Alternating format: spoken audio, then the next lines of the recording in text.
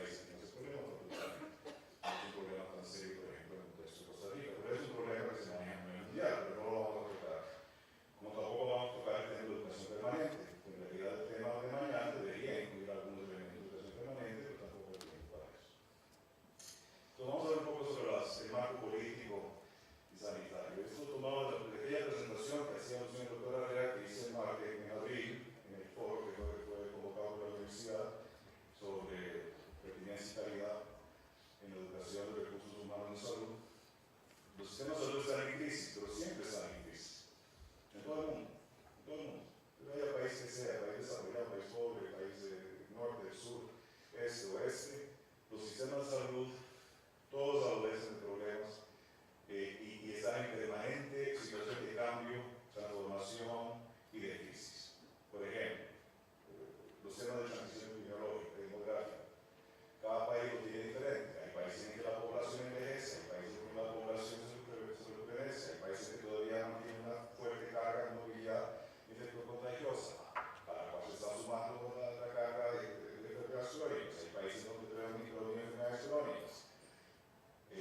Están emergiendo nuevas situaciones, por ejemplo, las pandemias, y el riesgo cada vez más grande de pandemias, que implica tener toda una capacidad de respuesta ante eso. Entonces, todo lo que es el tema epidemiológico, demográfico, sigue en cambio. La innovación tecnológica, que hacía referencia a la red, que hablamos también en la presentación anterior, que se está acelerando cada vez más. Por ejemplo, las nuevas técnicas de genéticas usando esta tecnología CRISPR, que permite sacar pedacitos de gen e introducir otros pedacitos de gen, o sea, exactamente en el sitio indicado para transformar una función celular, transformar una función, una manifestación proteómica, digamos, de ese cambio genético, es de una envergadura tan enorme, porque va a permitir realmente cambiar en muy poco tiempo una gran cantidad de situaciones patológicas y también tiene grandes dimensiones éticas en cuanto al uso y abuso de ese tipo de tecnología. Y eso es un ejemplo nada más de mucho de lo que hay por delante, que no vamos a hacer alusión acá, pero que lleva un proceso también de diferenciación profesional, la especialización, la hiperespecialización, porque también la tecnología avanza, se requieren y hay más conocimientos, se requiere de un personal más especializado en el manejo de ese conocimiento, pero a su vez eso choca con la necesidad de una visión más integral, más de nivel primario, más de trabajo en equipo. Entonces hay tensiones en ese sentido que afectan los sistemas de salud. Los límites económicos, que son también fundamentales. Es decir, la población sí que quiere más servicios, la tecnología permite dar más servicios, la capacidad técnica es cada vez mayor, pero hay limitaciones económicas que hacen que no se puede dar de todo a todos. Y a pesar de que la salud es un derecho humano, no quiere decir que eso requiera necesariamente que a todos hay que darle todo. Entonces, ¿quién establece los límites? ¿Quién hace la racionalización del sistema? ¿Quién raciona la entrega de los servicios? Todos son temas que tienen que manejarse dentro de la perspectiva de la limitación de recursos, lo cual también hace que los intereses políticos y ideológicos tengan que ver y también la demanda de la población.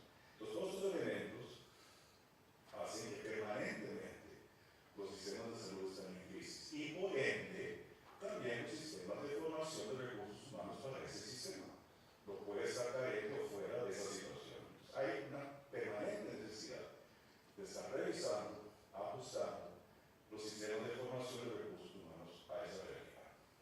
Por otro lado, Costa Rica, eso también lo vimos la vez pasada, el estudio Lancet, que hacíamos alusión, de 2010 calculó que más o menos el 2% del gasto internacional, el gasto global en salud, se va en educación médica y de enfermería.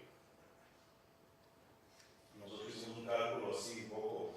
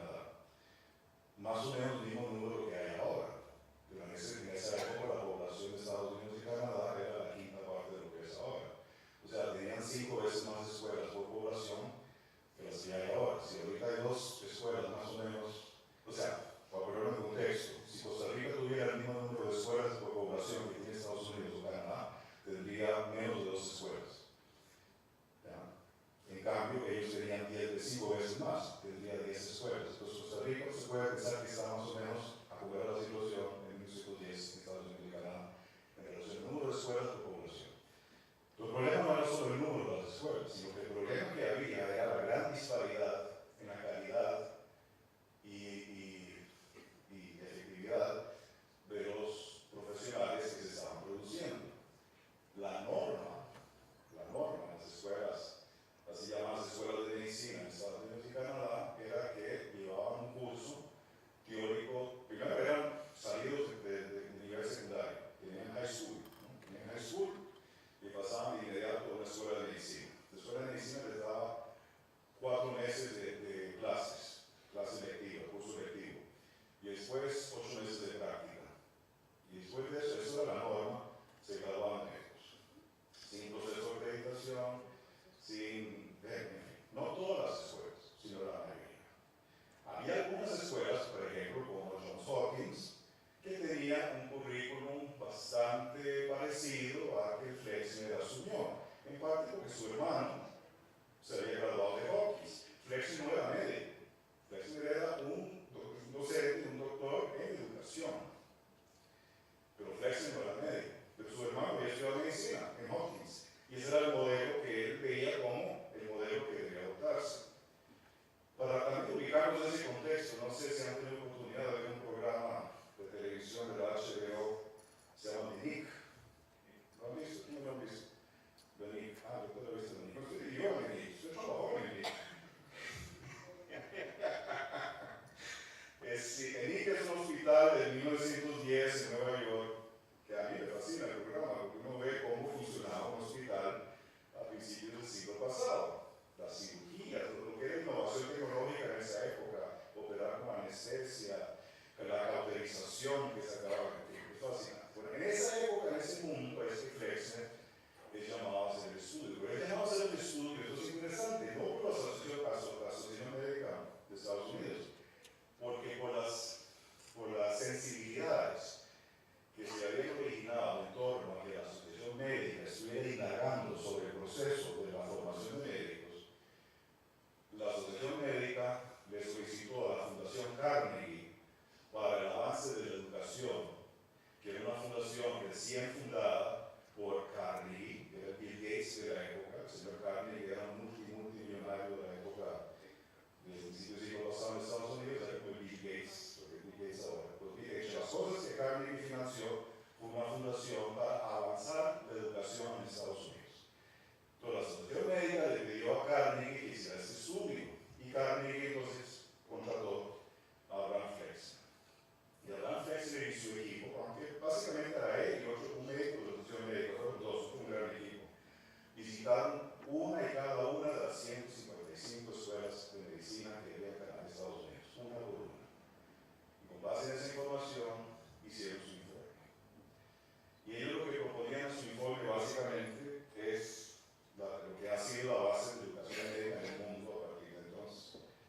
Primero hablamos de la estandarización, que tenía que ver una forma más o menos normal de cómo se debía formar un médico, así que no podía ser un programa de 8 meses y de 4 semanas, que tenía que ser mucho más serio, dado el nivel de conocimiento que ya en ese momento existía y las bases científicas que ya se estaban gestando sobre la atención. Y ellos son los que propusieron, por ejemplo, la premédica de 4 años, que sigue siendo todavía en Estados Unidos la norma, 4 años de premedicina, de college. Después de eso, el paso a la preclínica, la fase preclínica de 2 años, donde se ven las ciencias básicas, la fisiología, la anatomía, la química, en fin. Después un paso clínico, un periodo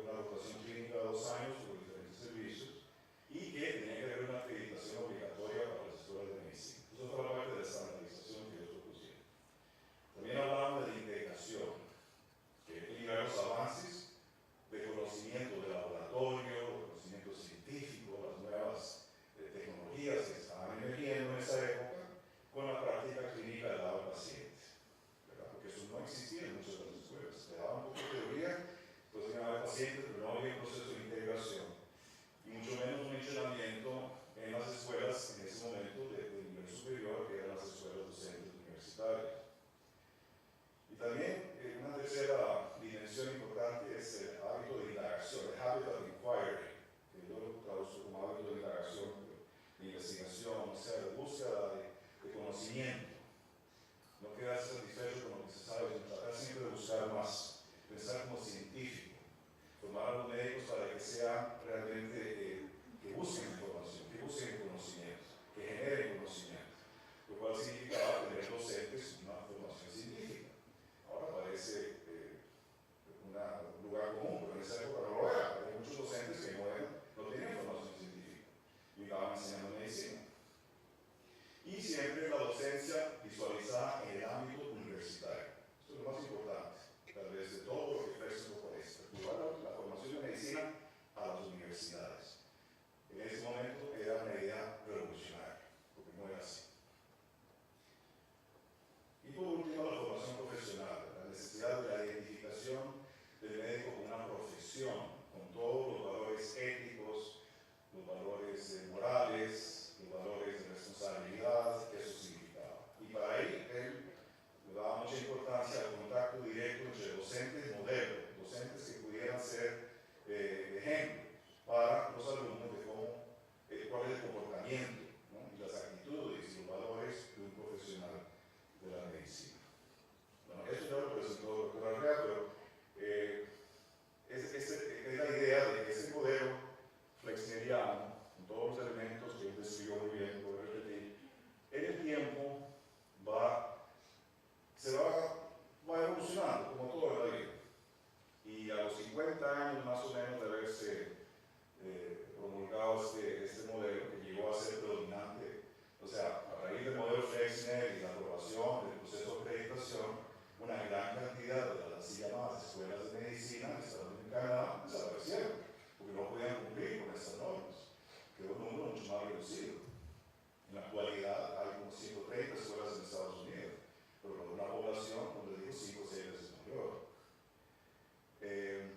Pero también empezaron a darse nuevos enfoques.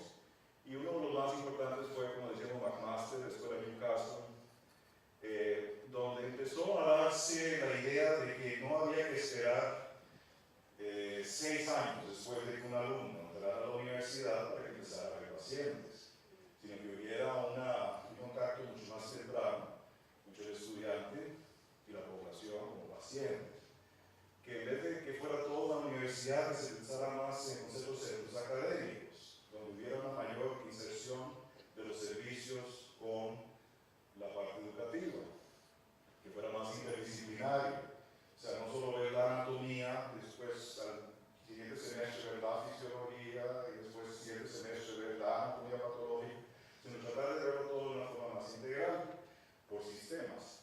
En estos momentos pensaba mucho verlo por sistemas, ver el sistema circulatorio, ver el sistema neurológico, tratar de integrar en todos los sistemas los estudios de ciencias básicas que hasta entonces serían en forma totalmente monodisciplinar. Y después también daré mucha importancia a los valores y a la conducta profesional, no a expensas de la experticia, pero como complemento de la experticia. O sea, no basta con ser experto, sino también ser un profesional que sabe utilizar ese conocimiento de una forma útil para el paciente y la población. Y ahora la tercera generación, que vamos a hablar mucho más de esto, pero no voy a entrar muy en detalle ahora, porque esto va a ser la base del trabajo del juego, que ya es el desarrollo que se da alrededor del centenario del informe Flexner. Este documento lo vamos a mirar un poco más en detalle después, pero es el informe Flexner del siglo XXI.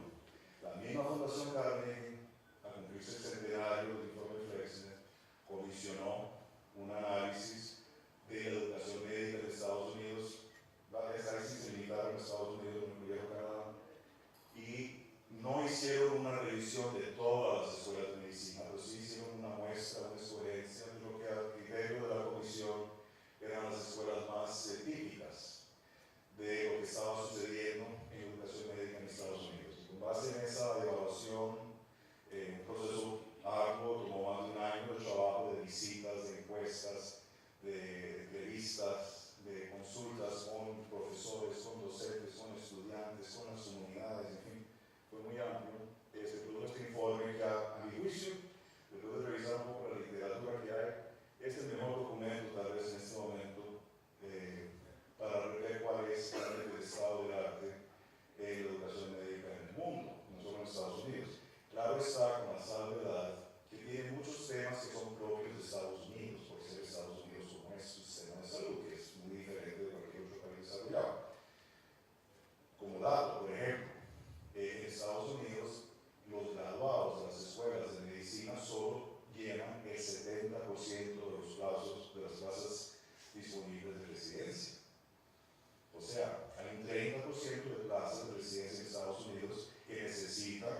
graduados o extranjeros o norteamericanos que hayan estudiado en el extranjero. Las escuelas de medicina no suplen más del 70% de las necesidades de posgrado. En consecuencia, prácticamente ya no existe médico general en Estados Unidos. Todos los médicos norteamericanos, los estudiantes que se gradúan, van de inmediato a hacer una especialidad, que puede ser de medicina familiar, que puede ser para atención a nivel primaria, pero es una especialidad. Nadie se queda con sus 4 años de medicina y el internado. Y hay internados visto incluso como la preparación para una especialidad. Pues hay diferencias del modelo americano que no se nos lo pueda copiar. Pero sí hay elementos conceptuales y instrumentales, incluso en algunos aspectos que creo que vale la pena conocer esta publicación. Canadá hizo algo parecido, más o menos al mismo tiempo. Hizo una revisión sobre el futuro de educación médica en Canadá, más o menos en el año 2010, que después fue complementado con uno sobre las especialidades médicas, que también nos vamos a referir a eso más mañana. Este no es reciente, desde 2014. A mi modo de ver, es también un excelente análisis de los temas relacionados con la educación médica de posgrado, pero tiene mucho que ver también, hay mucha relación entre los dos documentos de Canadá. La publicación y la comisión, mejor dicho, que organizara la revista Lancet, que tuvimos oportunidad de revisar más la presentación que hice en abril, y que voy a mencionar un poco acá, pero que también da una perspectiva más global, ya no solo de estados de países desarrollados, sino de países desarrollados y subdesarrollados, o países en desarrollo, y trata de dar una visión más global de cuál es el contexto, y tiene también mucha información que vale la pena ver. En fin, esto simplemente para señalar de que la norma en este momento en el mundo es cómo transformar y reformar la educación médica. Nadie está satisfecho con mantener ni quiere mantener el modelo tradicional flexmediano de hace 100 años. Nadie. ¿Verdad? Y como les digo, en Estados Unidos y Canadá no hay una sola escuela de medicina que tenga aún ese modelo como la base de educación médica. Y no solo en términos de pregrado, también de posgrado. Las residencias también se están adaptando a estos nuevos enfoques, y eso lo veremos un poco más mañana. Ahora, uno de los elementos más importantes para definir este nuevo enfoque es que hay que tener un perfil de médico. Hay que saber qué clase de médico se quiere formar. Y en ese sentido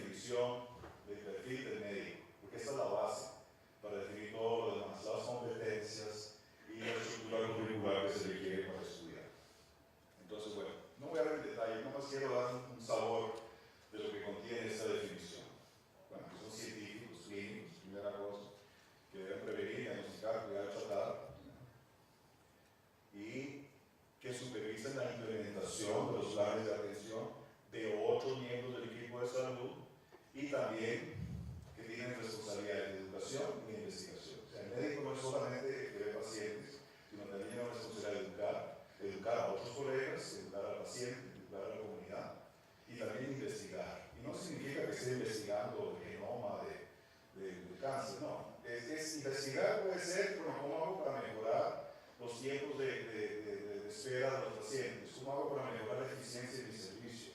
¿Cómo hago para mejorar la tasa de cirugías para que pueda ser más eficiente el servicio? Eso es investigación, es aplicar el conocimiento para mejorar la atención del paciente y mejorar la salud de la población.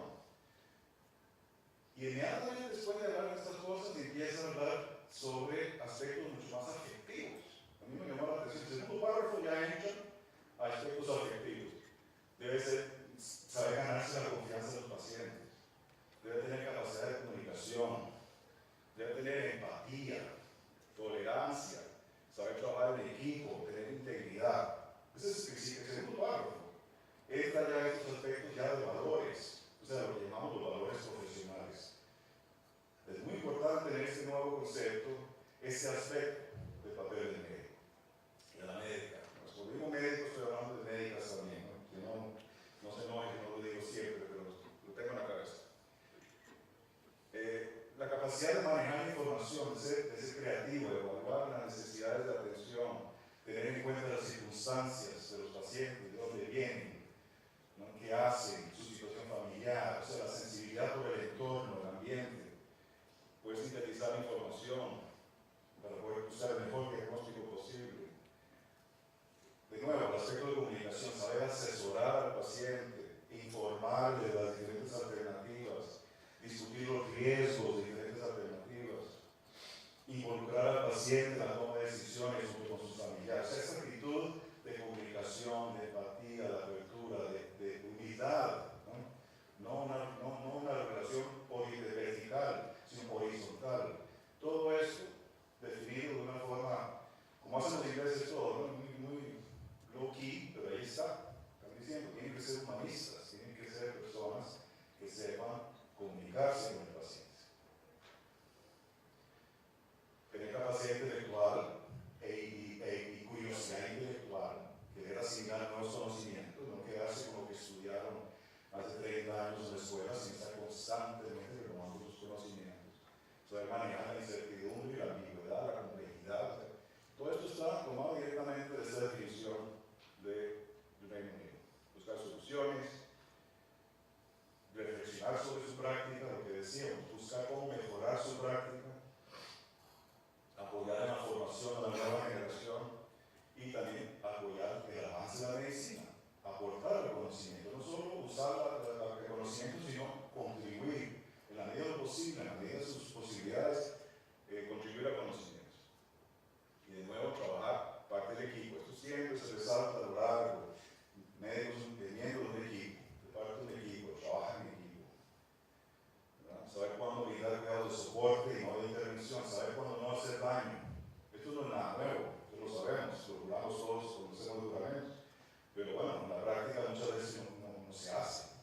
Estas medidas heroicas que se toman con pacientes ya en los últimos etapas de la vida, con lo más coherente, lo más humano es decir, no, vamos a dejar que se vaya en paz. Esa parte, aprender a hacer eso, claro que los médicos británicos partían como parte del perfil del médico.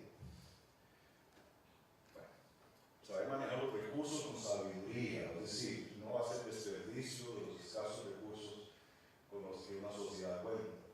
Somos, en una forma, los médicos somos los rectores de los recursos. O sea, nosotros decidimos a quién se le hace cirugía, a quién se le da un medicamento, a quién se le hace una radioterapia. Y saber hacerlo con sabiduría, para no desperdiciar los escasos recursos que la sociedad tiene. Y por último, para esto, ellos plantean al final, hay que escoger muy bien a los que van a estudiar medicina. Tiene que haber ciertos atributos y cierta...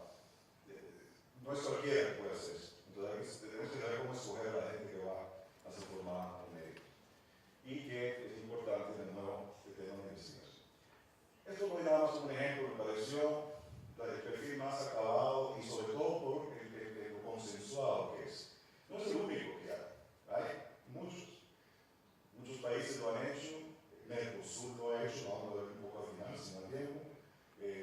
comunidad iberoamericana tiene un perfil del médico también que ha definido. No sé si Costa Rica lo tiene, pregunto, no sé. Si hay un perfil consensuado, porque están diciendo que no. Porque si yo no sé para dónde voy, no sé cómo llegar. Y eso es para dónde queremos ir. Entonces, esto es fundamental. Y es el primer paso que hay que tomar para definir un currículum, un programa de formación de cualquier profesional. ¿Cuál es el perfil del profesional que se quiere? Yo me atrevo a dar esto incluso una forma más resumida. Yo creo que esto resume para mí lo que es lo esencial. Tiene que ser un personaje que conoce los elementos esenciales de la salud y la enfermedad, que es capaz de autoformarse, de aprender, pueda gestar recursos y sistemas, equipos, ¿no?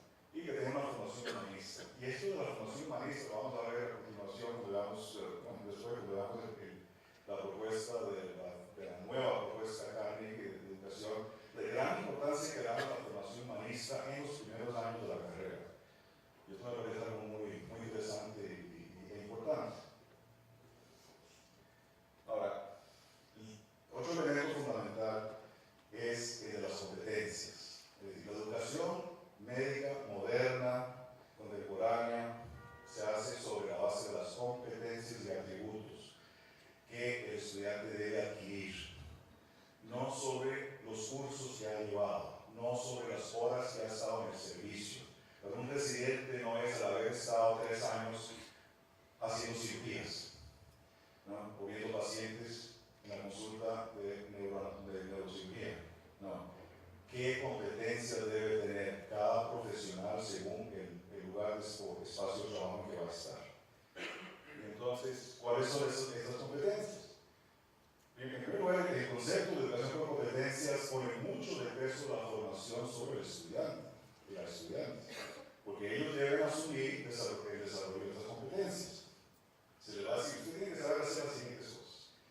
Y aquí está la información, y aquí están los medios de información, y aquí están los profesores, y aquí están los pacientes, desarrollen esas competencias. Claro, no es así tan libre albedrío, pero más o menos es el estudiante que a su paso, a su ritmo, va a desarrollar las competencias. No todos los estudiantes desarrollan las mismas competencias al mismo ritmo. Y esto es importante tenerlo presente, y lo veremos después en la individualización de la formación.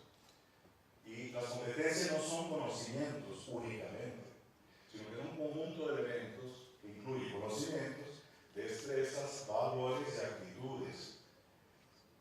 Y para que sean competencias tienen que ser observables, ¿verdad? No puede ser algo, yo tengo en mi corazón un gran amor por la salud, bueno, eso no lo puedo medir. Tengo que derivar, y ese es uno de los retos, ¿no? Encontrar formas de medir algunas de estas competencias, que algunas son un poco difíciles de medir, pero que son importantes, tienen que ser mensurables y se pueden evaluar si se han adquirido o no. Y eso es la base de esa acumulación de competencias que un estudiante va haciendo a lo largo de su formación, que permite decir si el estudiante está avanzando o no en sus estudios. No es el que haya pasado X cantidad de horas haciendo X cosas. Porque un estudiante con X cantidad de horas de repente se aburre porque aprendió muy rápido y otro no es suficiente para que aprendan las competencias que queremos conseguir. Entonces, ¿qué son las competencias? Son habilidades requeridas, ¿verdad? Que se pueden explicitar. Vamos a ver un ejemplo ahora a continuación. En hitos, porque las competencias no se adquieren de golpe. O sea, una competencia, por ejemplo, de evaluación, saber evaluar a un paciente, pero no es que yo voy y en un día aprendo a evaluar a un paciente, sino que es un proceso bastante sistemático y secuencial de diferentes subcompetencias que tiene que adquirir hasta llegar al punto que se puede decir, sí, esta persona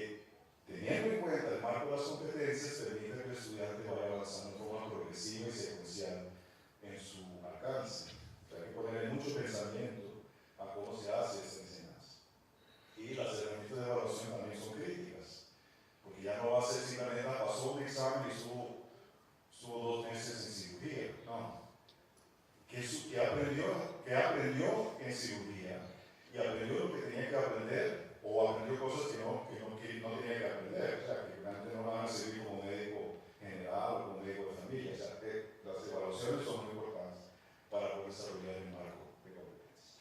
Entonces, aquí voy a mostrar un ejemplo. Es un ejemplo de nuevo.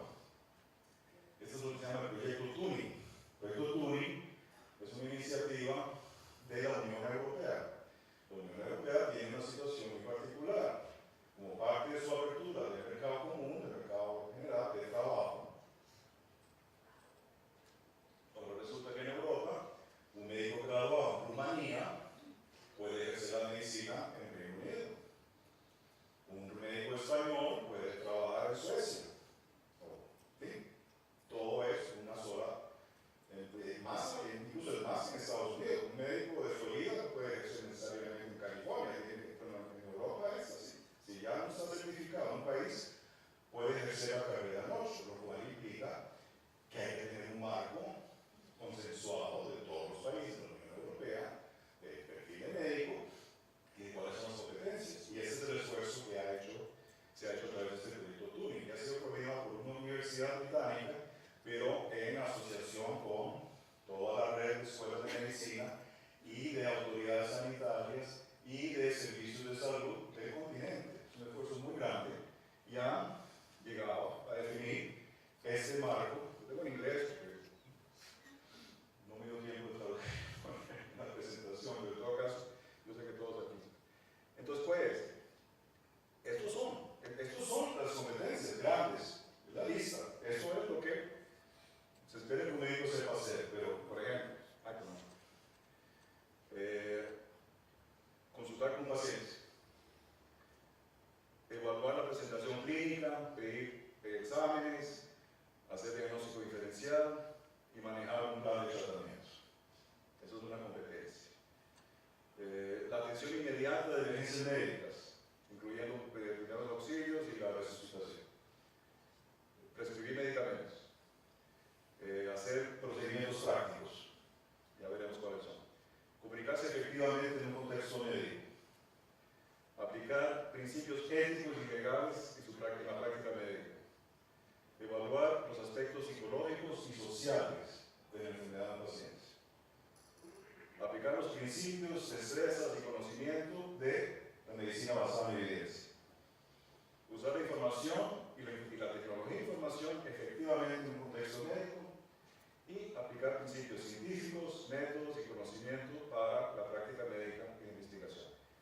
Estas son las grandes competencias que se espera que un médico europeo tenga. Ahora, eso es difícil de evaluar cada uno. Entonces, cada uno de estos, a su vez, tiene su competencia definida. Entonces, por ejemplo, hacer la consulta con el paciente, tomar la historia, hacer la anamnesis, hacer examen físico, elaborar un juicio clínico, tomar decisiones, explicar y asesorar al paciente,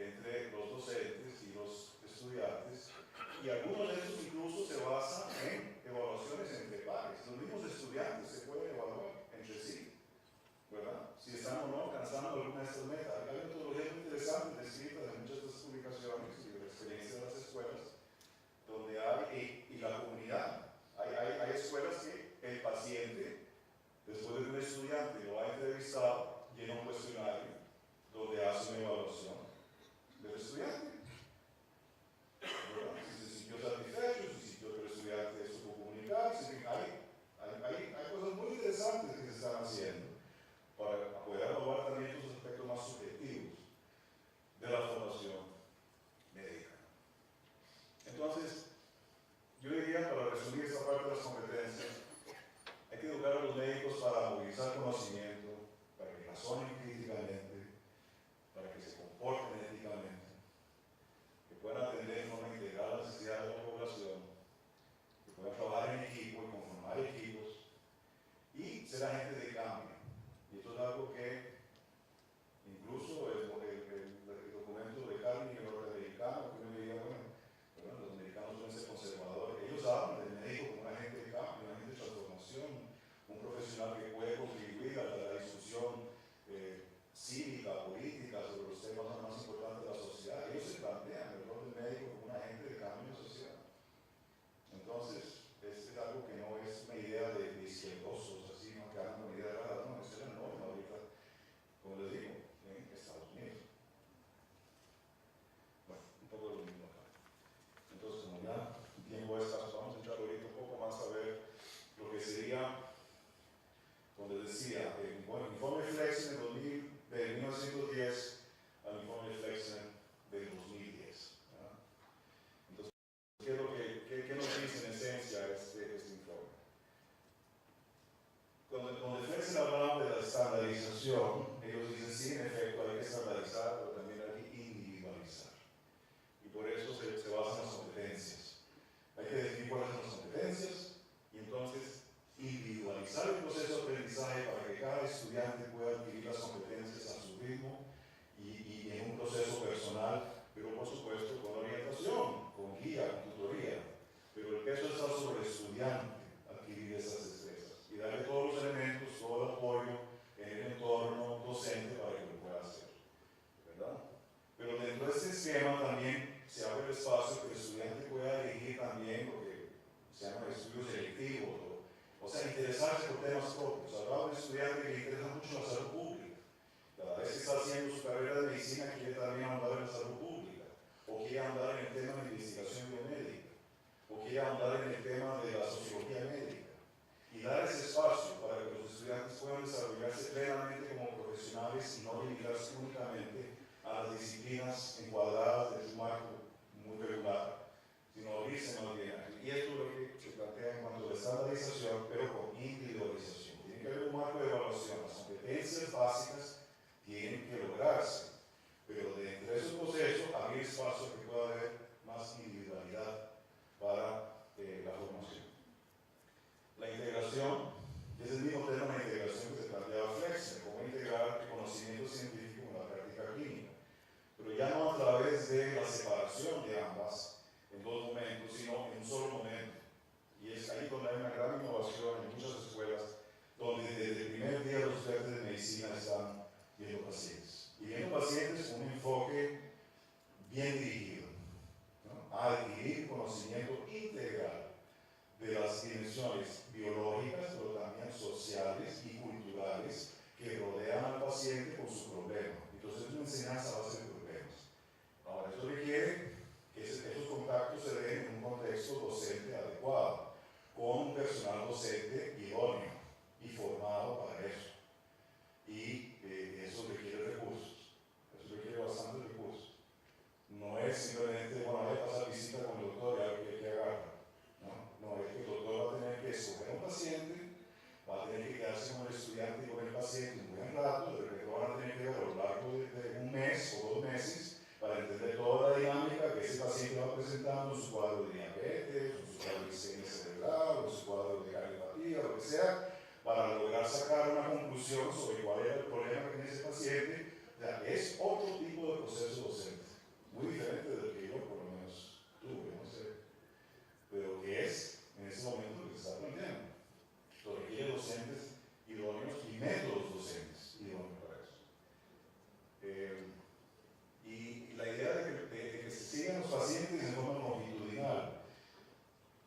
Los estudiantes en muchos de estos programas siguen a un paciente a lo largo de un año, no solo un paciente, siguen a varios pacientes a lo largo de un año. Y van viendo la situación de ese paciente, su evolución, su atención a nivel ambulatorio, su atención a nivel hospitalario, lo visitan en su casa, lo ven en su comunidad y adquieren un concepto integral, lo que es la experiencia de ser un paciente y el impacto que tiene la atención. Entonces, y así se diseñan estos programas. Y están teniendo mucho éxito, ¿verdad? Y es la norma en este momento, por ejemplo, Reino Unido, las escuelas de medicina en Reino Unido todas son así, prácticamente. Y en Europa, en gran parte son así. Y en Estados Unidos casi todas ya se están volviendo a este tipo de enfoque. Y de nuevo, el tema del trabajo en equipo. Se busca también no solo que los médicos, las médicas no estudien en forma aislada, sino dentro de la medida de lo posible con sus pares del equipo de salud, con las enfermeras, con los técnicos, con los radiólogos, con todos los que forman los psicólogos, los trabajadores sociales, buscar espacios de interacción entre los estudiantes de diferentes profesiones para que puedan desde un inicio empezar a desarrollar relaciones de trabajo en equipo y entender el rol que cada uno de ellos juega en la atención del paciente. Los hábitos de indagación y mejoría que hablábamos, se busca desde un inicio desarrollar lo que ellos hablan mucho, las formas rutinarias y adaptativas de experticia. La experticia rutinaria es cuando hay un paciente que presenta un cuadro, tiene un protocolo, aplico el protocolo y eso es lo que ya, y sé que eso va a tener un resultado. O sea, el paciente que se puede manejar con una forma rutinaria, ¿no? Y saber cuál es la rutina. Pero también se busca la experticia adaptativa, o sea, el paciente que se sale de la norma, la situación que no responde a la norma, la situación que se sale de lo que uno espera, y tener la capacidad de adaptarse usando los conocimientos y el acceso a la información que pueda tener para buscar una solución a un problema no previsto. O sea, la capacidad de creatividad, pero no una creatividad como Picasso, ¿no? Una creatividad científica, con base en el conocimiento. ¿Cómo puedo responder mejor a este problema de este paciente que no responde a lo que está en el protocolo? Eso es lo que se llama la forma adaptativa y es algo que se aprecia y se evalúa si los estudiantes van desarrollando esta capacidad. Y para eso, por ejemplo, se busca que participen en iniciativas de búsqueda de reforma, de innovación e investigación. Desde un inicio el estudiante debe hacer investigación simple, sencilla, al alcance de su medio de donde está. Y lo más importante de este aspecto es que la educación se dé en todos los niveles de atención, no solo hospitalario. No es que únicamente a nivel primario, obviamente hay cosas que se aprenden mejor en un hospital, pero una buena parte se debe dar a nivel comunitario, donde están los pacientes y donde la mayor parte de la atención, aún en las especialidades, eso vamos a ver un poco mañana, aún en las especialidades, la mayor parte del trabajo se da en la atención ambulatoria. Entonces, esta parte de incorporar el nivel local en la enseñanza también es algo fundamental, requiere una readaptación de los servicios y de los docentes para trabajar de esta forma. Y por último, el aspecto de la formación profesional, los valores profesionales, éticos, inculcarlos y evaluarlos es todo un elemento importante que se plantea en este esquema. Y uno de los elementos que plantean es lo que llaman el currículum oculto. Esto aparece mucho en la literatura vigente, es una cosa lo que te dicen, otra cosa lo que se hace, igual que en las familias, ¿no? Te dicen no hagas eso, pero los papás lo hacen. Entonces, nosotros tenemos en los hospitales cosas que decimos y cosas que hacemos. Y los alumnos lo ven, igual que los niños. Los alumnos ven lo que hacen, no lo que dices, y aprenden eso, aprenden las vainas, aprenden las conductas poco éticas, aprenden conductas que no son consecuentes con la calidad y aprenden cosas que no deberían aprender. ¿Cómo hacemos para que eso se reduzca? ¿No? Tal vez es imposible eliminarlo. Tiene que ser explícito. Tiene que haber procesos de amplitud y de discusión donde un alumno puede decir, yo vi que el presidente aquel hizo tal cosa, ¿no? Tenía una guardia y lo que hizo fue, él no llegó. Y entonces puso, qué sé yo, qué cosa, tantas cosas que hemos visto. El hecho es que hay un espacio donde esto se pueda decir y explicitar y analizar y discutir para ver, bueno, si hay una razón en esto. Los estudiantes necesitan tener estos espacios y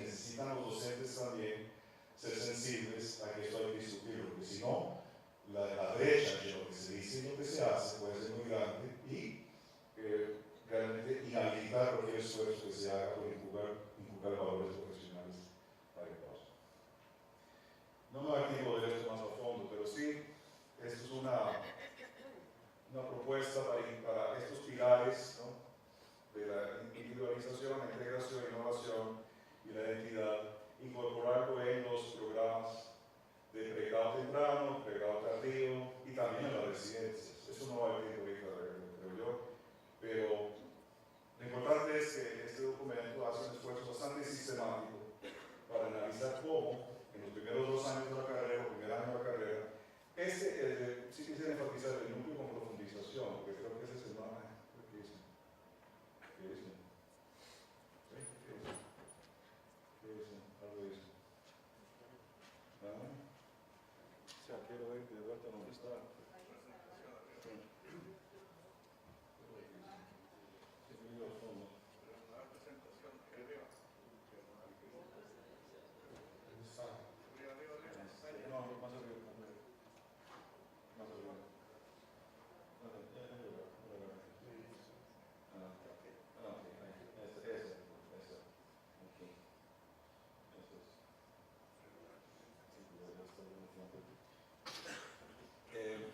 Sí, ese es el que quería ver. El nuevo currículum de Estados Unidos, de educación en Estados Unidos, empieza con un primer semestre donde los alumnos deben mostrar competencia en estos 4 grandes temas, ¿no? Los avances en biología molecular y genética, ¿no?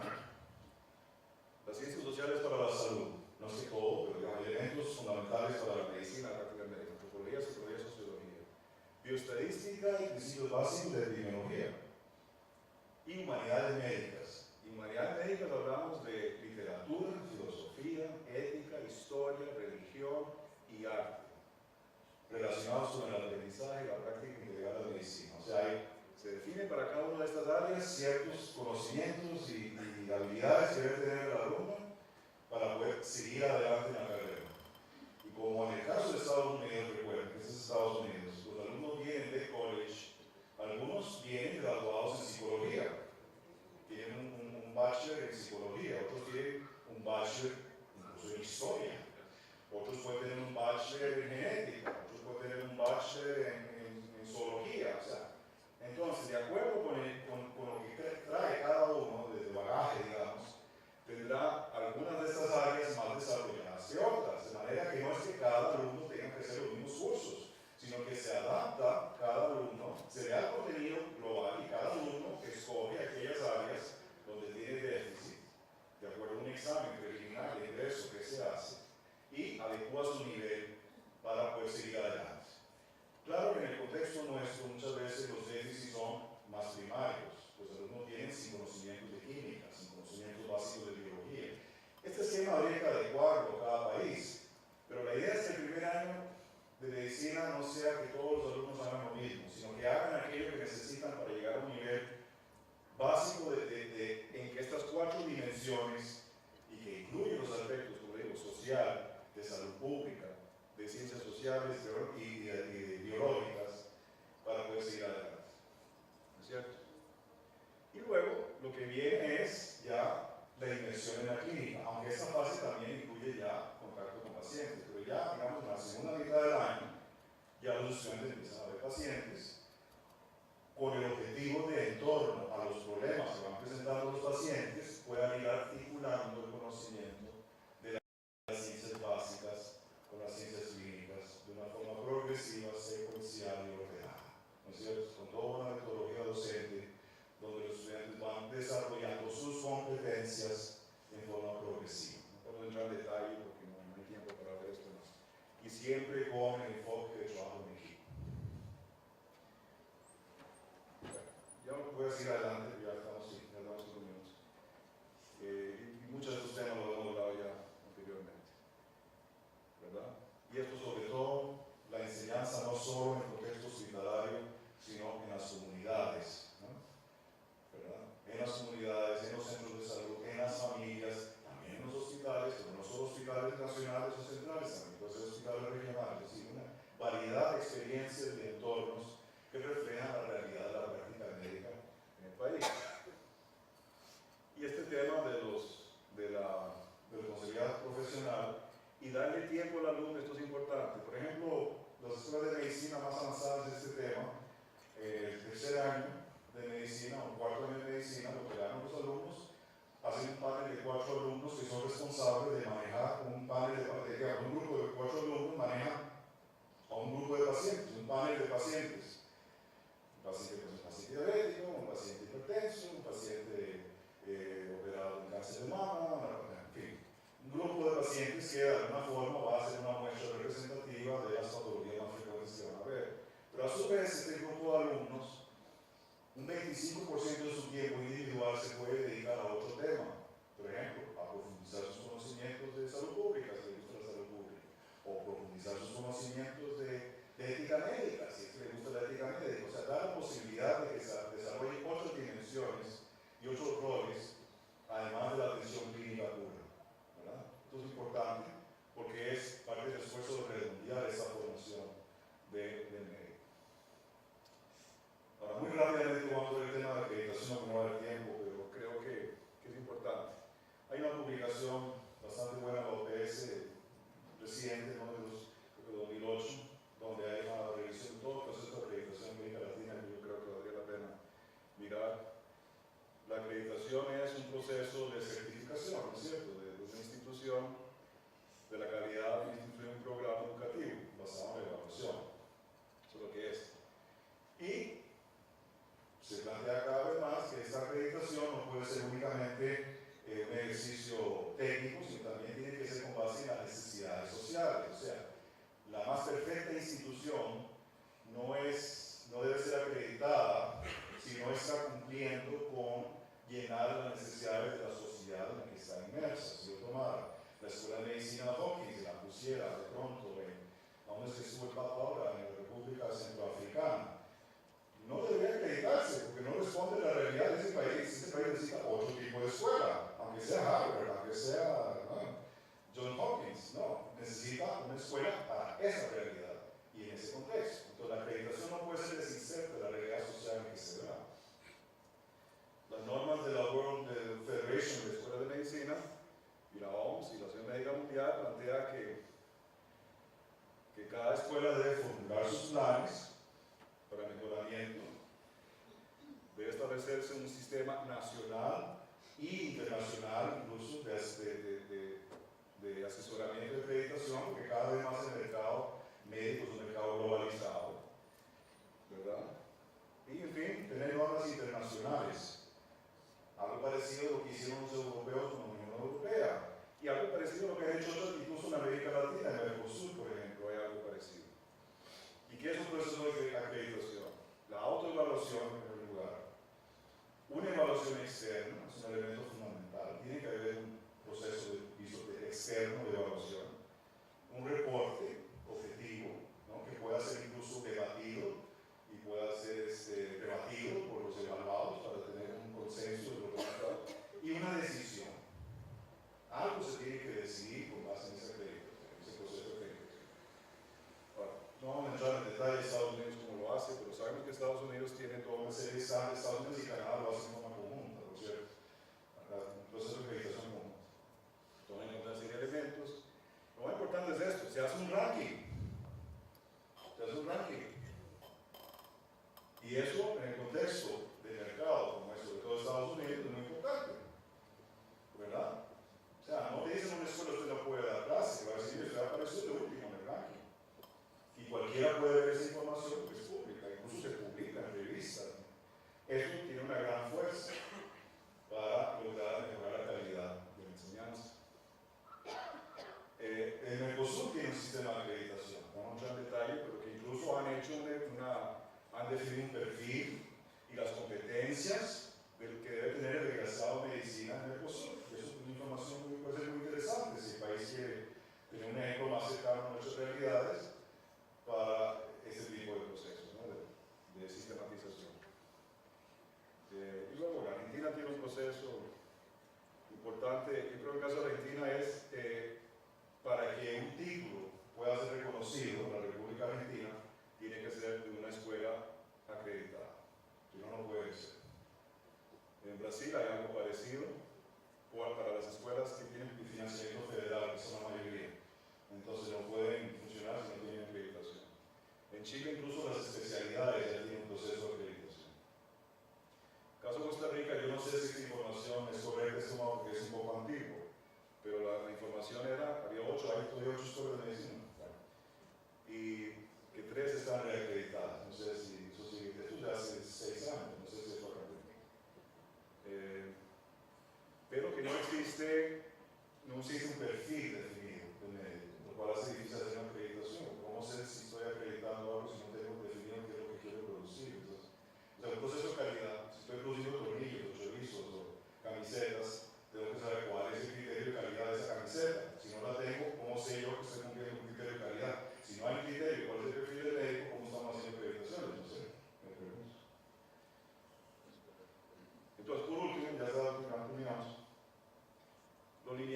que propone la OPS que se aborde. Primero, la autonomía técnica y académica de las instituciones que hacen las acreditaciones, las evaluaciones.